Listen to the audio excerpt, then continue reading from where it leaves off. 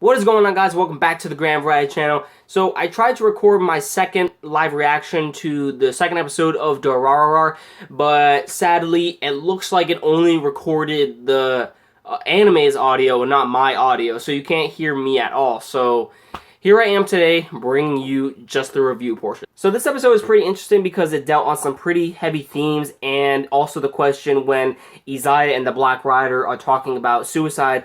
Izaya says, is it really morally correct for you to go ahead and save someone's life who is trying to commit suicide? Because they are the ones who are trying to avoid all the stuff that's going on in the world that has made their life miserable.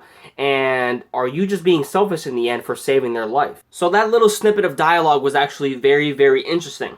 So this whole episode was based on a girl named Rio. I think her name was Rio. She was the girl who got kidnapped in the previous episode. But in this episode, we later discover on how exactly she got into the sort of situation she was in on her kidnapping. You know, she kind of didn't want to do anything with the world. She wanted to just escape from it and think that better things will come if she didn't exist. So she goes off and meets with these unknown people online, and they ended up obviously kidnapping her from what we saw in the first episode. But it turns out in this episode, it was actually Izaya who is actually behind the act. Now this I really didn't expect, but although I did expect to have Izaya to have some sort of mysterious outlook to him, because, you know, he's questioning, he's questioning the girl like, oh, you really didn't want to commit suicide, did you? You just wanted some sort of attention and whatnot. And he's really playing with this girl and testing her to see if she really had what it takes to actually commit the act and if she really wanted to die, which was pretty cool to see, because at the end she actually ends up falling off of the building, but then the Black Rider catches her, and that's what brings about the philosophical topic. Like, if you save the life of someone who's trying to commit suicide, is it really morally correct for you to do that? Sure, we're saving someone's life, but in the end, it's not really our choice to say, hey, we don't want you to take the life. You know, it's really their choice because they're the ones who want to rid themselves. You know, it brings on a very controversial and philosophical topic. But when it comes to Izaya, he is probably one of the most mysterious characters in the Durarara series, aside from the Black Rider. And it turns out that the Black Rider and Izaya have some sort of relationship that's going on. And we do know for a fact that the Black Rider is actually a woman, just due to her figure, but also because Izaya actually says her.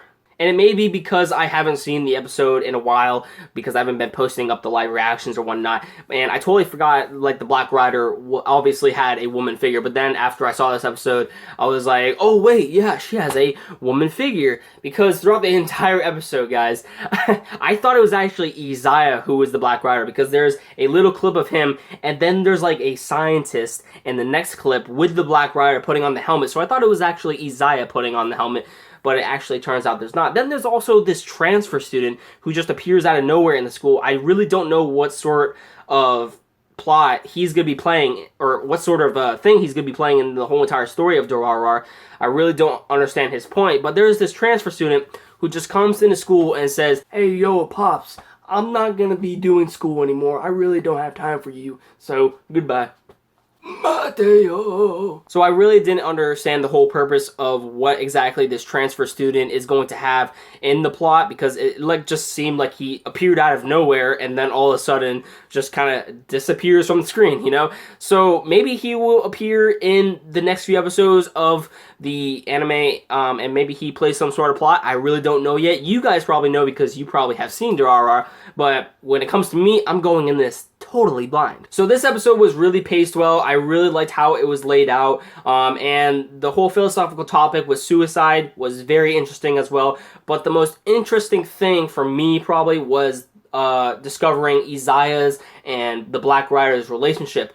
They're the two most mysterious characters in the series that I have seen so far, and I really want to know more. So that about does it for my review of episode 2 of Durarara. Man, I really question sometimes if I'm saying that right. Also, I'm very sorry that I haven't been posting any live reactions to Durarara, Baccano, or Madoka Magica as well on this channel. I've just been super busy with everything that's going on. School is starting back up, and I've been super busy with my channel, you know, trying to diversify it so that way anyone who comes across it can at least find something to their liking. I'm posting manga and anime reviews, book reviews, TV show reviews, and gaming videos sometimes, you know. I'm just trying to diversify it to my hobbies, so at least someone on this channel can find something to their liking. And like I said before, school is starting back up in a couple of weeks, and so things might slow down when it comes to me uploading and getting things out there. So hopefully you guys understand where I'm coming from. It's not that these series are bad in any way, shape, or form.